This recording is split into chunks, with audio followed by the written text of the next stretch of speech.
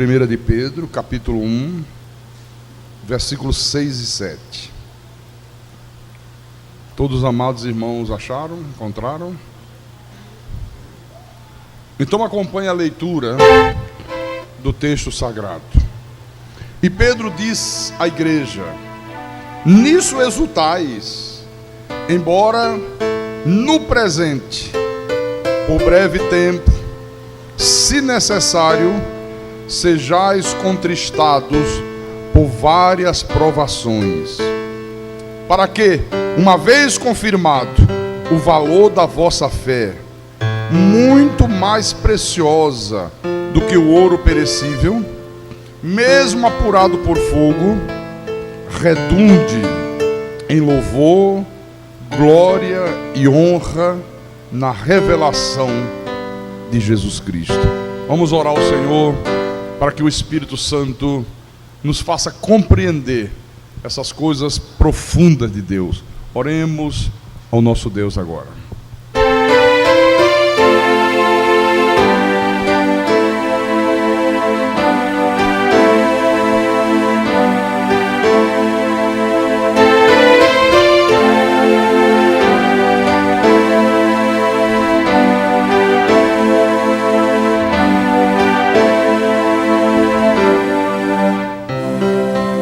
Senhor Jesus Cristo, nosso Deus, nosso Pai, nosso amigo, como é bom, meu Deus, nós temos o privilégio de ouvir a Tua voz, nós temos o privilégio de sermos ensinados pelo Teu Espírito Santo.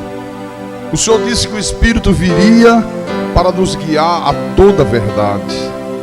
Nós somos pessoas absolutamente privilegiadas, porque o Teu Espírito Santo, Ele nos tem guiado a toda a verdade.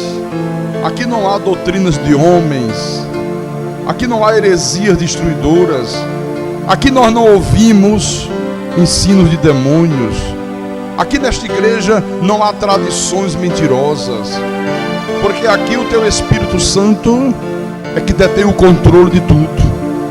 É o Teu Espírito que nos faz conhecer toda a verdade. E nós queremos, Senhor, nessa noite, crescer um pouco mais no conhecimento de Deus. Queremos subir um degrauzinho a mais na escada do conhecimento sagrado. Então fala a cada homem, a cada mulher, que com mãos de misericórdia o Senhor trouxe a esse santuário nessa noite. Fala através do Teu servo, fala através do Teu humilde pastor. Inspira-me, capacita-me, para que eu possa explanar a Tua palavra com verdade, porque a minha suficiência, ela vem do Senhor, o Deus bendito, o soberano dos reis da terra. E que tudo que for falado aqui nessa noite, meu Deus, que seja para a Tua honra, que seja para a Tua glória, e que seja para o amadurecimento espiritual do Teu povo. Eu te peço em nome de Jesus, em nome do Senhor, e que todo o povo que crê diga amém e amém. Diga graças a Deus. Meus irmãos, minhas irmãs amadas, você lembra que quarta-feira à noite nós vimos aqui na igreja, quando eu preguei, que existem muitos sofrimentos que acabam advindo a vida dos homens por causa dos homens transgredirem os mandamentos de Deus. Você lembra que eu mostrei aqui que às vezes Deus exerce juízo, Deus exerce disciplina sobre nações inteiras. Às vezes Deus exerce a disciplina dele sobre pessoas individualmente. E eu disse, é o juízo de Deus se manifestando sobre a terra. É a disciplina, é a correção, é o açoite. Não sei se você lembra, eu mostrei em Hebreus, e vou repetir agora, Hebreus capítulo 2, versículo 2, quando o apóstolo Paulo disse à igreja: se, pois, se tornou firme a palavra falada por meio de anjo, e toda transgressão ou desobediência recebeu justo castigo. Quer dizer que toda transgressão ou desobediência à palavra de Deus, aos mandamentos de Deus, as diretrizes de Deus, ele está dizendo, recebe o quê? Um justo castigo. Eu mostrei também aqui, em Gálatas, vamos recordar um pouquinho, capítulo 6, versículo 7, quando o apóstolo disse, não vos enganeis, de Deus não se zomba, pois aquilo que o homem semear, isso também ceifará. E depois dessa mensagem de quarta-feira, algumas pessoas telefonaram para mim, telefonaram aqui para a igreja, e disseram assim, pastor, olha, eu estou enfrentando problemas, eu estou enfrentando lutas, eu estou enfrentando sofrimentos, pastor, e eu não estou transgredindo a palavra, eu não estou em pecado, eu não estou em desobediência a Deus, pastor, eu estou vivendo uma vida reta aos olhos de Deus, eu estou vivendo uma vida de temor, olha, eu estou sempre nos cultos da igreja, eu estou sempre sendo fiel nos dízimos, eu sou generoso nas ofertas, sabe, eu procuro viver uma vida de santidade, uma vida de agiasmo. Então, como é que eu vou entender o sofrimento via minha vida? Bom, é o que eu vou falar aqui nessa noite. Eu quero dizer para os irmãos amados, que existe um tipo de sofrimento que Deus permite que venha sobre a vida dos seus filhos, mas que aquele sofrimento não é consequência do pecado. Olha, é muito importante entender isso. Existem sofrimentos que Deus permite que aconteçam na minha vida, que aconteçam na tua vida, com o objetivo de nos fazer amadurecer na fé, com o objetivo de tornar a nossa vida espiritual uma vida espiritual madura. Então não tem nada a ver com pecado, não tem nada a ver com desobediência, não tem nada a ver por estar transgredindo a palavra. A pessoa não está em pecado, a pessoa não está desobedecendo a Deus, mas mesmo assim, de repente, ela se vê atingida, sabe, por aflições, ela se vê atingida por tribulações, por situações que provocam sofrimentos na vida, que provocam angústia, que provocam dores. Ora, qual é o objetivo desse tipo de sofrimento? Qual é o objetivo desse tipo de aflição que Deus permite? Bom, existem vários objetivos, eu vou mostrar para você daqui a pouco, mas antes, eu quero que você volte lá em 1 de Pedro, para que você entenda que isso é uma coisa absolutamente normal na vida do cristão. Então volte lá, 1 de Pedro capítulo 1, vamos ler o versículo 3 em diante. Pedro diz, bendito o Deus e Pai de nosso Senhor Jesus Cristo, que, segundo a sua muita misericórdia, nos regenerou para uma viva esperança, mediante a ressurreição de Jesus Cristo dentre os mortos, para uma herança incorruptível, sem mácula, imacessível, reservada nos céus para vós outros, que sois guardados pelo poder de Deus, mediante a fé, para a salvação preparada para revelar-se no último tempo. Então a Bíblia está dizendo que nós fomos regenerados segundo a misericórdia de Deus, para que possamos tomar posse de uma herança incorruptível, uma herança sem mácula, uma herança imacessível, que não vai ter fim, nunca vai se acabar. E ele diz, guardada nos céus para vós outros, para os eleitos de Deus, para aqueles que Deus predestinou para a salvação. Ora, que herança é essa aqui? A vida eterna com Deus, no novo céu e na nova terra. Agora é interessante que o Espírito de Deus fala à igreja e diz que nós somos guardados pelo poder de Deus para esta salvação que está preparada para revelar-se no último tempo.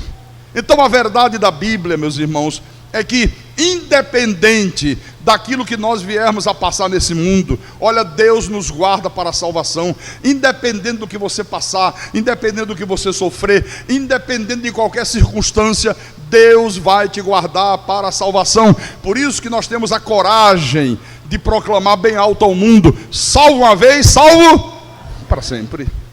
Sempre, sempre, sempre, sempre. Veja aqui, ele inicia o versículo 3 dizendo, nisso exultai. Ele disse, olha, o motivo maior da alegria de vocês, o motivo maior da exultação de vocês, o motivo maior de vocês se regozijarem, é que pelo poder de Deus, Ele te guarda para a salvação final. Ele disse, esse é o motivo da alegria, esse é o motivo de você viver feliz, esse é o motivo de você ter motivação para viver, ter motivação para vir à igreja, ter motivação para estar presente em todos os cultos, ter motivação para ser obediente a Deus. Está aqui, ó. Você está vendo? Na sequência ele diz, embora no presente, por breve tempo, se necessário, sejais contristados por várias provações. Ou seja, nesta vida terrena, por um breve tempo. Olha, nós passamos nesse mundo um breve tempo. A nossa vida nessa terra é uma vida muito fugaz. Se você viver 80 anos, 90 anos, o que representa 80 anos? O que representa 90 anos diante da eternidade com Deus? Não representa nada. Ele disse, mesmo que no presente tempo, pelo breve tempo da tua existência, se necessário, você seja entristecido, você seja afligido por várias provações. Então, esta palavra aqui, provações, no texto grego original, ela significa testes. Então, um dos motivos de Deus permitir que sobrevenha sofrimentos à minha vida, sobrevenha sofrimentos à tua vida, mesmo sem nós estarmos em pecado, mesmo sem nós estarmos transgredindo a palavra, o objetivo qual é? Colocar a nossa fé em teste, fazer você exercitar a tua fé, fazer você ver como a tua fé está. Então, uma vez que você passa pelo teste, uma vez que está confirmado o valor da tua fé, a tua fé passa a ser vista como uma coisa preciosa, meu irmão, como uma coisa absolutamente preciosa. Por isso que Tiago disse, a fé sem obras é morta. Se você não exercita, se você não está sempre exercitando a fé fica estagnada, a tua fé fica atrofiada. Então você tem sempre que estar exercitando, sempre que estar exercitando. Por que é que os exércitos, de vez em quando, estão sempre fazendo treinamento, simulando guerra na selva? Porque se houver uma guerra de verdade, o cara já está acostumado, ele já tem uma noção do que seja guerra. Se não fizer, na hora que ele vê a coisa preta, está todo mundo correndo para casa. Então é isso que Deus faz. Então veja que nós somos submetidos a uma variedade de testes. Deus soberanamente, Ele manda não somente uma, mas várias provações. Pedro disse, ele disse, olha, se houver necessidade, e é Deus que decide se há necessidade, Pedro disse, por breve tempo, nós seremos contristados, ficaremos tristes por várias provações.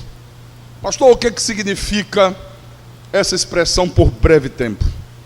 Será que Pedro está dizendo aqui que quando a provação vier, ela deve durar somente 2 dias, 48 horas, ou então poucas semanas? Não.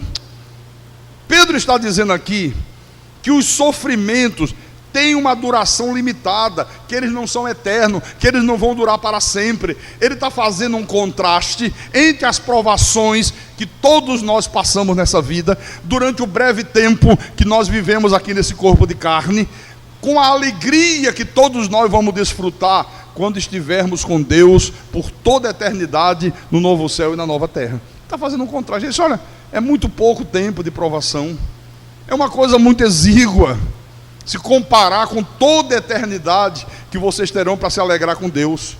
Porque é verdade, se você comparar o tempo que você passa nesse mundo com a eternidade que você vai gozar com Deus, o tempo que nós passamos aqui é nada, absolutamente nada, é muito pequeno, é muito nada.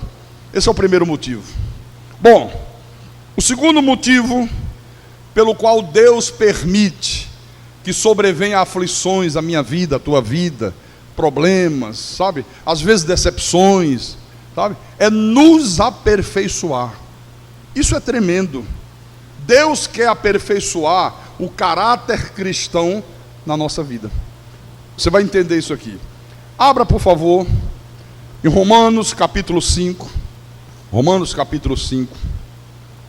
Versículo 1 em diante. Paulo diz: justificados, pois, mediante a fé, temos paz com Deus, por meio de nosso Senhor Jesus Cristo, por intermédio de quem obtivemos igualmente acesso pela fé a esta graça na qual estamos firmes e gloriamo-nos na esperança da glória de Deus. E não somente isto, mas também nos gloriamos nas próprias tribulações. Já pensou?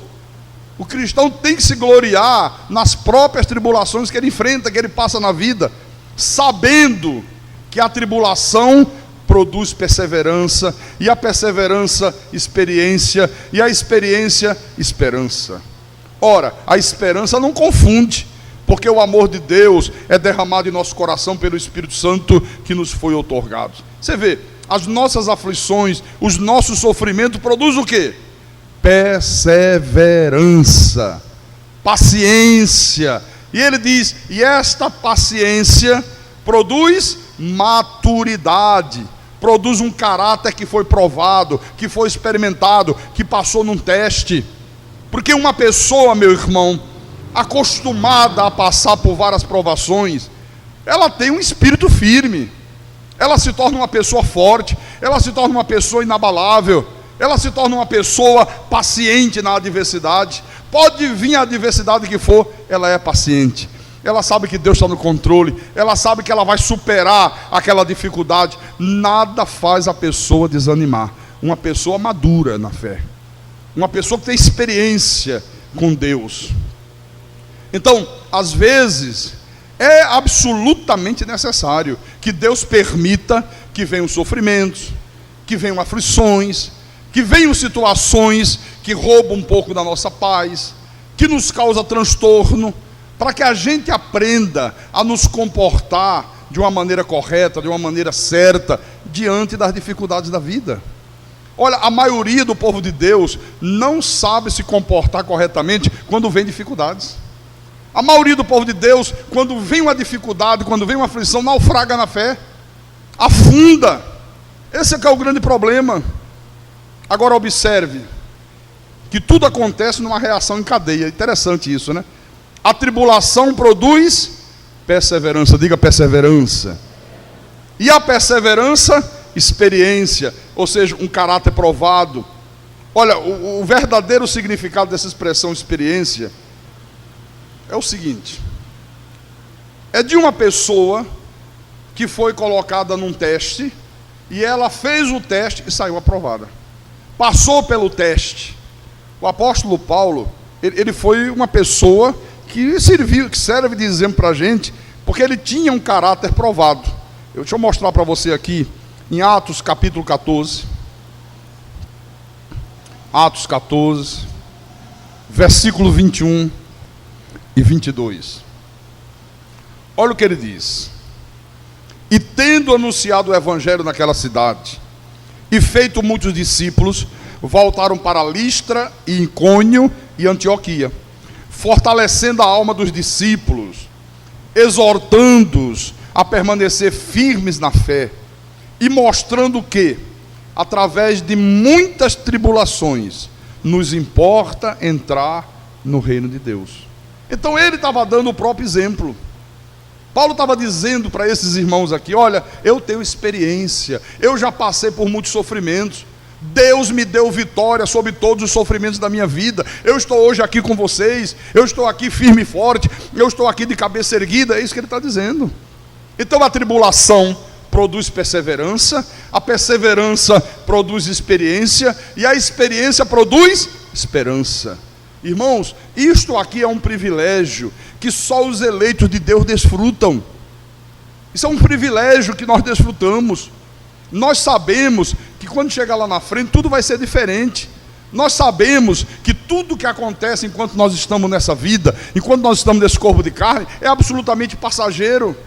Nós temos um Salvador que virá, nós temos um Salvador que vai pôr fim a todo o sofrimento, que vai restaurar esse mundo, que vai criar tudo novo, que vai nos libertar de toda dor, de todo sofrimento, de todos os males deste mundo. É por isso que nós temos esperança. Diga: eu tenho esperança. Veja o que diz Romanos capítulo 8, versículo 18. Ele diz: porque para mim tenho por certo olha a certeza que esse homem tinha. Ele disse: eu tenho por certo que os sofrimentos do tempo presente não podem ser comparados com a glória a ser revelada em nós. Quer dizer, só pode crer dessa forma quem tem esperança. Quem tem esperança de uma vida eterna com Deus. Estou certo, tenho certeza que os sofrimentos do tempo presente, da nossa vida nesse mundo, enquanto nesse corpo de pecado, não podem ser comparados com a glória a ser revelada em nós. Aleluia, glória a Deus. Então, em primeiro lugar, nós já vimos que um dos propósitos de Deus permitir sofrimentos na nossa vida é colocar a nossa fé em teste, para que você exercite a tua fé. É criar em você uma maturidade, é criar em você um caráter provado. Esse é um dos propósitos, né? Agora, um outro propósito de Deus é para evitar que nós sejamos soberbos, porque a soberba é uma coisa terrível.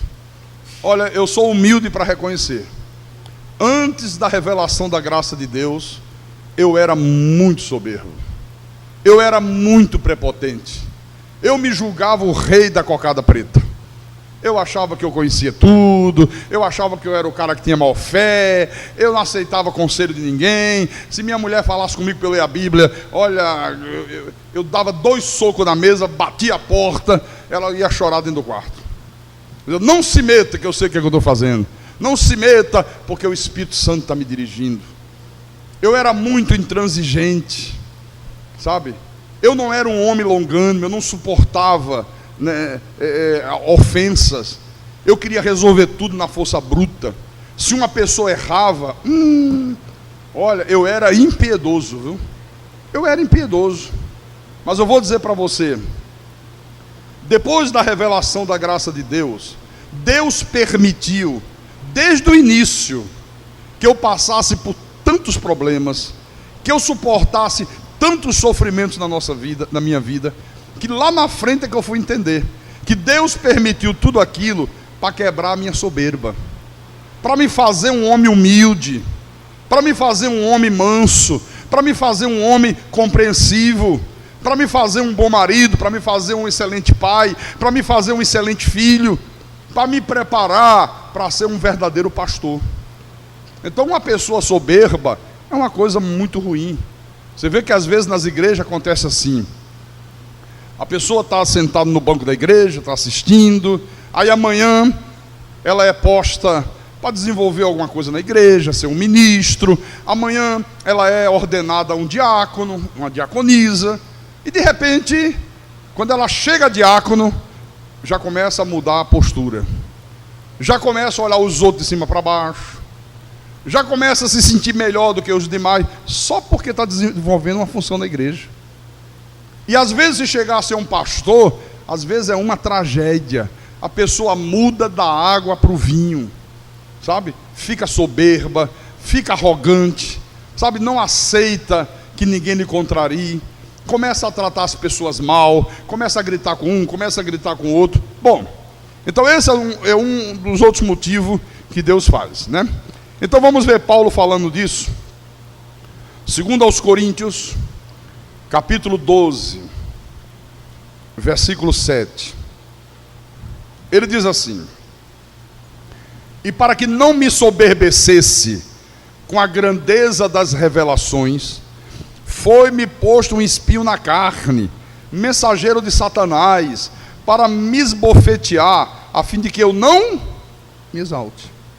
Olha só, esse espinho na carne, que Paulo chama mensageiro de Satanás, foram todos os sofrimentos que esse homem aqui passou, as suas perseguições, as injúrias que ele sofreu, as calúnias, as necessidades. Ele disse: olha, tudo isso era um espinho na carne, para que eu não me exaltasse por causa da grandeza das revelações que Jesus me concedeu, para que eu não ficasse soberbo, para que eu não me julgasse melhor do que os outros, para que eu não me achasse o queridinho de Deus. Isso, então Deus permitiu. Por quê? Porque Deus queria um Paulo humilde. Deus queria um Paulo consciente de que ele era apenas e tão somente o barro na mão do oleiro. Para quê? Para que toda a glória fosse dada somente ao Senhor Jesus Cristo. Diga graças a Deus por isso. Um outro propósito de Deus permitir que venha o sofrimento à vida dos seus filhos é manifestar a graça divina na nossa vida. Você vai entender. Venha em Filipenses,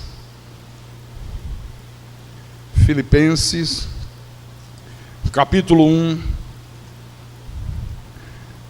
versículo 29 e 30. Posso ler? Então lá vai.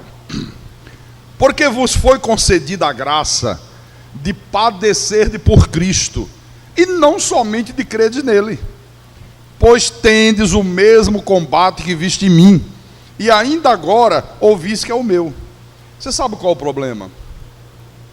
É que o povo de Deus, ele está acostumado com a ideia de que a graça de Deus, ela só vai produzir coisas agradáveis na vida dele.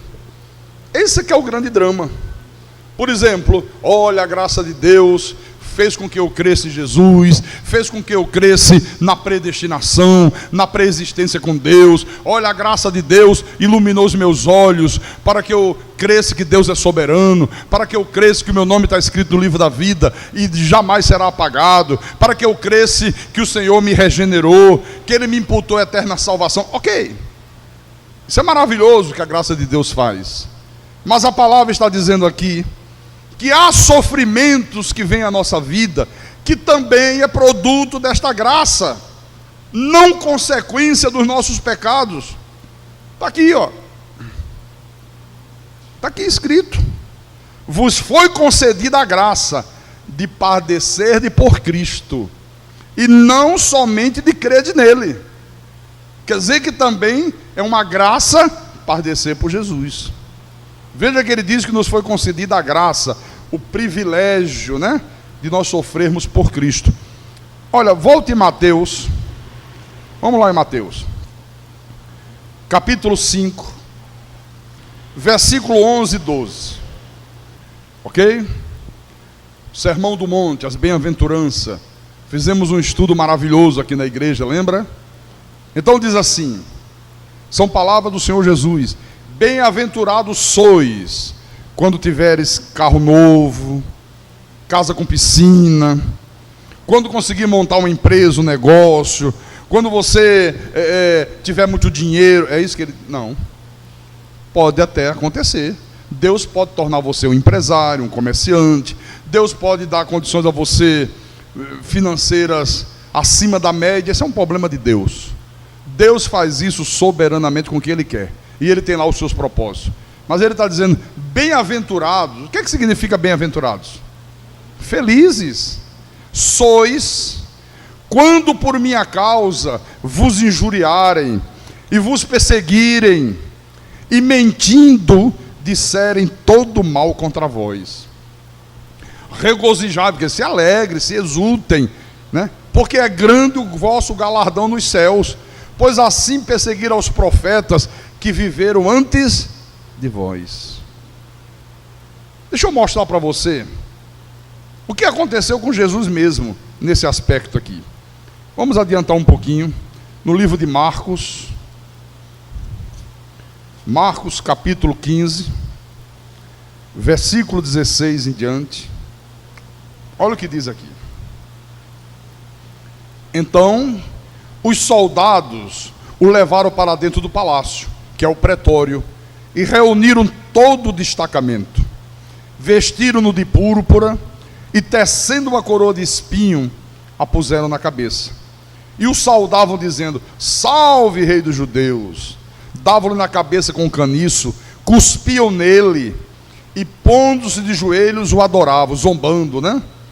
Depois de o ter escarnecido, despiram-lhe a púrpura e o vestiram com as suas próprias vestes. Então conduziram Jesus para fora, com o fim de o crucificarem. Você está vendo? O sofrimento que Jesus passou.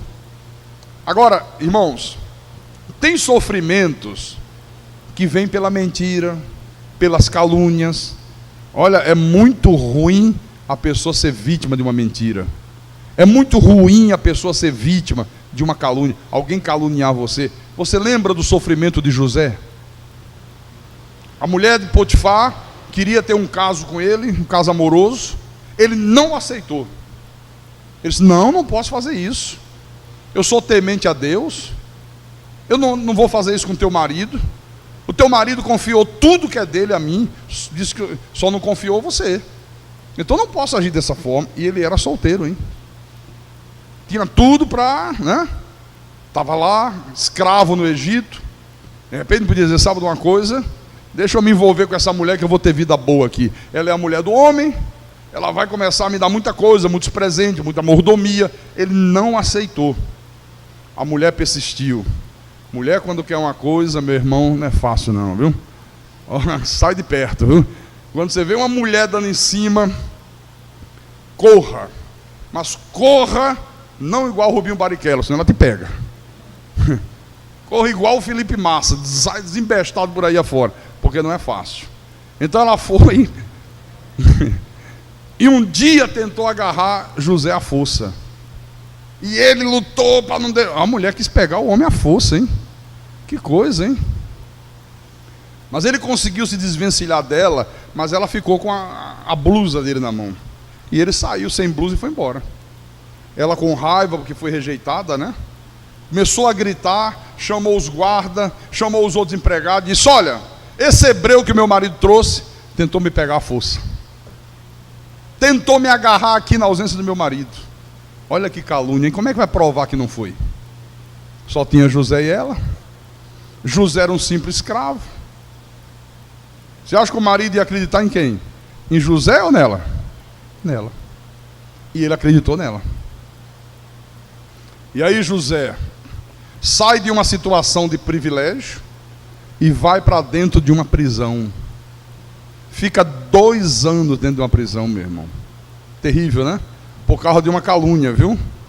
Abra aí Mateus 26, versículo 59. Olha só. Ora, os principais sacerdotes e todo o sinédrio procuravam algum testemunho falso contra Jesus, a fim de o condenarem à morte, procurando alguém que testemunhasse falsamente, procurando alguém que mentisse contra Jesus, para ter um motivo de o levarem à morte, de condenar Jesus à morte. Quer ver mais? Volte no capítulo 11 de Mateus, versículo 19. Mateus capítulo 11. Jesus disse assim: veio o filho do homem, que era ele, né? Que come e bebe, e vocês dizem: eis aí um glutão, bebedor de vinho, amigo de publicanos e pecadores. Você vê que coisa interessante. Como é que eles chamaram Jesus? Chamaram Jesus de cachaceiro. Ele disse: veio João Batista, vivia no deserto, comia gafanhoto, comia mel. Vocês disseram que o cara era louco, era um pirado, tinha um parafuso a menos. Veio o filho do homem, totalmente diferente, come, bebe, vai numa festa, senta no jantar, toma um copo de vinho, e aí vocês dizem que ele é um glutão, que ele é um bebedor de vinho, que ele é amigo de publicanos, de pecadores. Ora, irmãos, hoje é a mesma coisa. Se você for fiel a Deus, se você for um homem ou uma mulher temente ao Senhor, se o pastor for absolutamente fiel na pregação da palavra, olha, os inimigos de Deus, eles vão fazer exatamente isso aqui contra a tua vida, contra a minha vida. Ninguém escapa disso aqui, viu? Vão falar cobras e largados de você, né? Você vê, quando uma pessoa abraça a graça de Deus e larga a lei, larga a iniquidade, o que é que os antigos irmãos dizem? Ih, caiu na fé. Ih, meu irmão, estou sabendo agora que está bebendo, que está fumando, que está se prostituindo, e a pessoa não está fazendo nada disso, viu? É assim que faz. Vem aqui na frente, em João capítulo 15, versículo 20. Jesus disse assim: lembrai-vos da palavra que eu vos disse, não é o servo maior do que o seu senhor. Se me perseguiram a mim, também perseguirão a vós outros. Você está vendo? Ele fala: se perseguiram a mim, que sou o Deus bendito, que sou certo, que sou justo, que não tenho nenhum pecado, nenhum erro, também perseguirão a vocês. Isso aqui acontece na tua casa. Às vezes você é perseguido dentro da tua própria casa. Às vezes tem lá um parente incrédulo, um irmão, um filho, um marido, uma esposa, aí começa a perseguir você. Isso acontece na tua rua. Isso pode acontecer no teu local de trabalho, na sociedade de uma maneira geral, às vezes até na própria igreja. A pessoa começa a ver você uma pessoa que não quer saber de fofoca, que não quer saber de falar da vida de ninguém. Sabe, o seu negócio é chegar na igreja antes do culto, se preparar para ouvir a palavra, para ouvir a mensagem. Você quer servir a Deus. Tem gente que quando vê você com comportamento direito, correto, aí começa a perseguir você. Começa a criar situações contra a tua vida. Isso é impressionante, mas é verdade. Veja o que Paulo disse a Timóteo. Segunda epístola de Paulo a Timóteo, capítulo 3, versículo 12. Paulo disse: ora, todos quantos querem viver piedosamente em Cristo Jesus serão perseguidos. Todos quantos, quer dizer que não há exceção. Se viver vida reta, se você começar a viver uma fidelidade obstinada à verdade, você será perseguido. Eu vou dizer uma coisa para você, um exemplo disso aqui. Vivo. Eu passei 15 anos na seita universal. Eu nunca fui perseguido por ninguém dentro da igreja. Era perseguido lá fora porque também não era por causa da palavra, era por causa das coisas erradas que a seita faz, né? Mas dentro, nunca. Depois que eu comecei a pregar a graça de Deus, o que eu já enfrentei de problema dentro da igreja. Dentro da igreja, perseguições, mentira, calúnia, gente promovendo rebelião, gente promovendo... Está aqui, ó. Todos quantos quiserem viver piedosamente serão perseguidos. Deixa eu voltar aqui em Mateus, capítulo 5, versículo 10.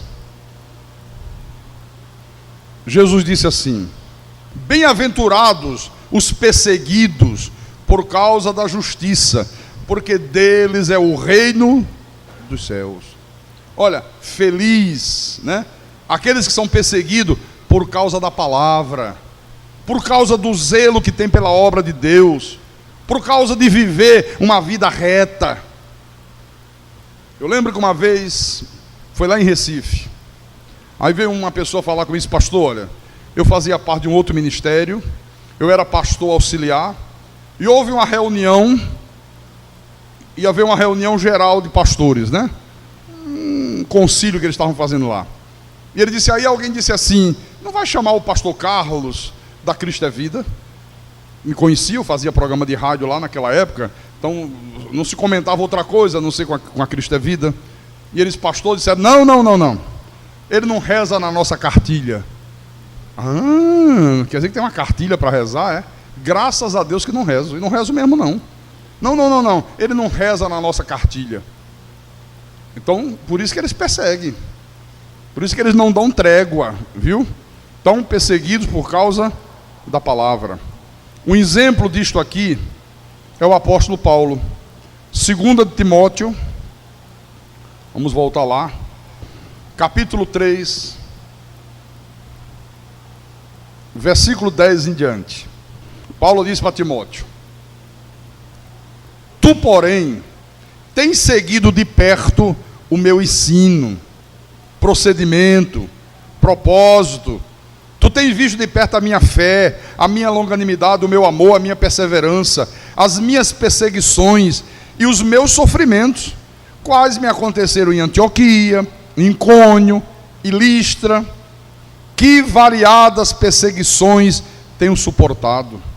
De todas, entretanto, me livrou o Senhor. Aí quando ele diz: ora, todos quantos querem viver piedosamente em Cristo Jesus serão perseguidos. Quer dizer que Timóteo, que era um jovem pastor, que era um discípulo de Paulo, ele via de perto o ensino de Paulo, o procedimento de Paulo, ele via que o propósito do apóstolo era um somente: proclamar ao mundo o evangelho da graça de Deus. Esse Timóteo você tem visto de perto, você tem visto a minha longanimidade, você tem visto o zelo que eu tenho pela igreja, o amor que eu tenho pela palavra, você tem visto a minha fé, você tem visto o amor que eu tenho pelo Senhor Jesus Cristo. Então Timóteo via de perto o quanto esse homem era perseverante, porque Paulo, irmãos, nunca vacilou nas horas das perseguições, ele nunca recuou diante dos sofrimentos. E Timóteo, ele acompanhava tudo isso de perto, ele via os sofrimentos que esse homem aqui passava.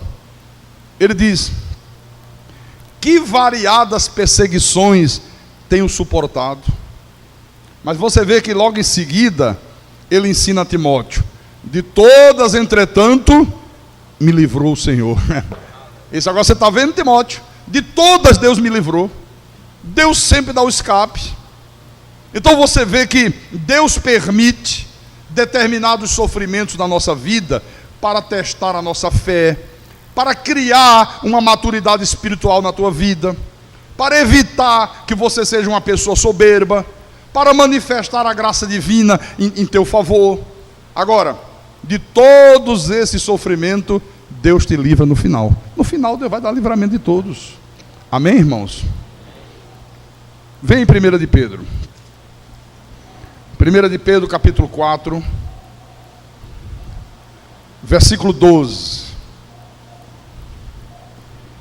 Ele diz assim: amados, não estranheis o fogo ardente que surge no meio de vós, destinados a provar-vos, como se alguma coisa extraordinária vos estivesse acontecendo. Olha, o povo de Deus estranha muito quando vem sofrimento, quando vem problemas, quando vem aflições. A maioria acha que não é normal um cristão sofrer. Tem gente que diz assim: não, não pode. Nós temos um Deus todo-poderoso, Jesus já carregou com as minhas dores, eu não tenho que suportar dor nenhuma, eu não tenho que suportar sofrimento. Não. Tem gente que fica frustrado, irmãos, por causa do sofrimento, fica desapontado, entra em depressão, sabe? Perde o ânimo de vir para a igreja. Aqui, ó. Então, Pedro está dizendo que esse fogo ardente tem o objetivo de provar os cristãos, porque o sofrimento, ele fortalece a vida espiritual. Eu hoje sou um homem maduro na fé, eu hoje sou um homem forte, eu hoje sou um homem preparado para enfrentar qualquer parada, porque eu passei por muitos sofrimentos, eu aprendi sofrendo. Então, sabe, olha, nada me desanima, nada me faz recuar, nada me tira do sério, porque eu passei por isso aqui, ó. Eu vou dizer até uma coisa para você: quando uma igreja fica muito tempo sem sofrer perseguições, ela acaba se corrompendo, ela se corrompe. Na vida espiritual, individual de cada um de nós, é a mesma coisa. A pessoa começa a ter um longo período de prosperidade, de fartura, saúde perfeita, tudo correndo às mil maravilhas. Qual é a tendência natural do ser humano? Quando está tudo correndo bem na vida dele, sabe qual é a tendência? É ele começar a relaxar com as coisas de Deus. Começa a relaxar com a vida espiritual. A pessoa começa a confiar em si mesma, ela começa a confiar no seu talento, ela começa a confiar na sua capacidade humana, na sua inteligência. Você está compreendendo? Então, ela começa a se esquecer de tudo aquilo que ela tem, de tudo aquilo que ela construiu, de que tudo aquilo que ela conquistou foi por exclusiva graça de Deus. Se esquece, acha que foi por ela mesma. Então, é nessa hora, e para não acontecer isto, que Deus de vez em quando permite que venha sofrimentos, para fazer a gente acordar, para fazer a gente despertar, para fazer a gente nunca sair da realidade espiritual. Nunca. Você está compreendendo? Eu já disse aqui, depois que houve aquele atentado terrorista lá em Nova York, aquele fatídico 11 de setembro, quando os terroristas destruíram as duas torres gêmeas, o World Trade Center, lançaram um avião sobre o Pentágono. Olha, depois daquele atentado, a frequência, as igrejas americanas, as igrejas evangélicas, aumentou em mais de 100%. Quer dizer que tinha um monte de gente que estava afastado da igreja, achava que não era necessário ficar nos cultos, já ia de vez em quando. Depois daquilo, o medo, ai Jesus, e se esses homens resolvem acabar com o país, bomba atômica, guerra química, começa a mandar essas coisas terríveis, ai vamos correr para Deus. Olha, aumentou em 100% a frequência das igrejas. Quer dizer que muita gente despertou, muita gente acordou. Você está compreendendo? Então, meus irmãos, quem sabe nós tenhamos aqui nessa noite pessoas que estão experimentando esse fogo ardente.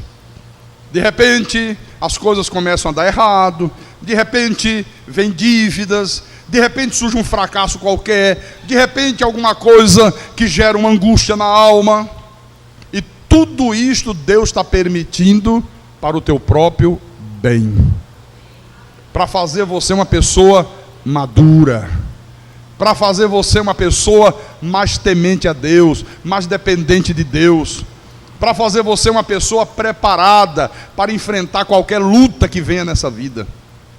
Você está compreendendo? Esse é o objetivo. Então, entenda isso. Por isso que a palavra diz: tudo coopera para o bem daqueles que amam a Deus.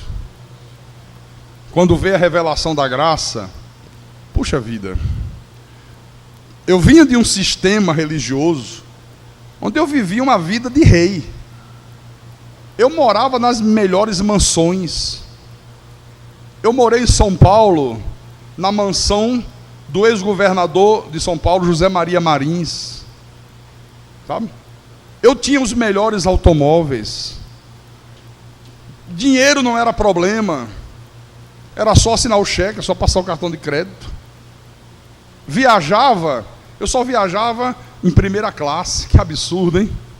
Se eu fizesse uma viagem daqui para Recife, 50 minutos de voo, eu dizia, não, procura um horário que tenha primeira classe. A passagem de primeira classe é quase o dobro. Não tem necessidade disso, mas eu ia. Viu? Então não tinha limites, não se preocupava com conta de luz, pode botar ar-condicionado em todos os quartos, deixa 24 horas por dia os ar-condicionado ligado, não tem problema nenhum. Se a conta vier 10 mil, paga os 10 mil, não tem problema algum.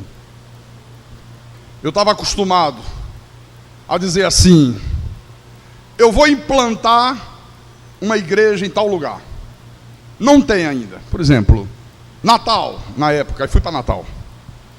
Aí chegava lá, ia numa televisão, dizia, eu quero colocar um programa de televisão aqui, não tem horário. Não tem horário? Não, tudo ocupado. Eu dizia, puxa. Eu digo, olha, assim de 7 às 7h30 da manhã, não tem não? Não. O que passa de 7 às 7h30? Não tem esse programa aqui. Quanto é que paga nesse horário? O cara dizia, bom, esse horário aí paga 5 mil. Eu disse, e se eu pagar 15? E se eu pagar 15 mil? Aí o cara dizia, como? Eu pago 15 mil por esse horário desse cara aí. Espera aí, o senhor pode dar... Vamos aqui para a sala. Traz um cafezinho para o homem aqui, mate gelado, suco, fruta. Eu já saía dali com o programa no ar. Pode começar amanhã. E eu dizia, tá vendo como Deus me honra? Tá vendo como eu tenho fé? Que fé, coisa nenhuma. Era o poder do dinheiro, meu irmão. Não era fé. Então, quando vê a revelação da graça, olha, no início, assim que vê a revelação, olha, eu passei por momentos terríveis. Terríveis, terríveis, terríveis. Eu tive que fechar as minhas lojas, eu decidi fechar, o Espírito de Deus tocou em mim. para eu acabar com aquilo, eu dedicar a minha vida só a Deus, só a igreja. E aí, como é que eu ia manter a minha vida? Como é que eu ia manter o padrão de vida lá em cima que eu tinha, se eu fechei as lojas, que era o que mantinha? 70% da igreja foi embora. A igreja mal conseguia se manter de pé. Sabe o que aconteceu? Cortaram a luz da minha casa.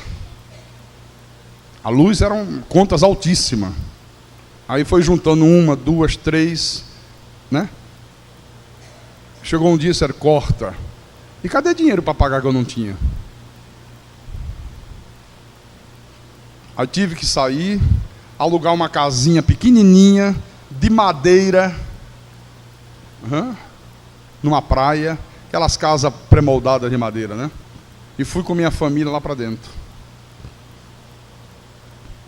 Os guarda-roupas luxuosos que eu tinha, passou a ser um cabo de vassoura na parede. De uma parede para outra. É. Verdade, irmãos. Perdi o meu automóvel. Para quem todo ano em dezembro trocava o carro, hein? Só usava um ano, e às vezes nem um ano. Às vezes dizia assim, estou enjoado desse carro, sabia? Mas tem 6 meses, não quero mais, não quero outro. Trocava. Meu irmão. Viu? Perdi tudo. Olha, mas Deus falava comigo e dizia, eu estou permitindo isso para preparar você, para você aprender a viver por fé que você não sabe. Para você aprender a confiar em Deus, que você não sabe o que é confiar em Deus. E eu entendia muito bem o que Deus estava dizendo. Meu pai, quando era vivo, ele chegava lá em casa e ele dizia, olha, eu não entendo. Eu no seu lugar, papai dizia assim, eu já tinha dado um tiro na cabeça. Como é que você suporta isso? Como é que você aguenta isso? Eu dizia, papai, Deus está me preparando para ser um pastor. Só que ele não entendia isso, né? Ele não entendia essa linguagem. Eu digo, tudo isso aí é por permissão de Deus. É para Deus me preparar para que eu possa ser um verdadeiro pregador do Evangelho. E hoje, meu irmão, eu dou graças a Deus por todos os sofrimentos que eu passei, todos os problemas que eu enfrentei na vida, todos, porque todos eles me fizeram ter um caráter provado. Todos eles me prepararam para enfrentar a vida. Hoje eu posso dizer, Deus me preparou para enfrentar qualquer situação adversa nessa vida, em nome do Senhor Jesus Cristo. Se você não suportar isso, você vai ser uma pessoa frágil. Qualquer coisa vai te derrubar. Qualquer coisa vai fazer você desanimar. Sabe? Mas se você entender que Deus está permitindo o sofrimento com esse objetivo, olha, você vai ser uma pessoa forte. Deus está te preparando, Deus está te fortalecendo, Deus está te forjando no fogo. Amém? E quem tem ouvidos, que ouça o que o Espírito falou à igreja nessa noite, em nome de Jesus Cristo, e para a glória do Deus Todo-Poderoso. Aleluia. Vamos ficar de pé, meus irmãos, fique de pé.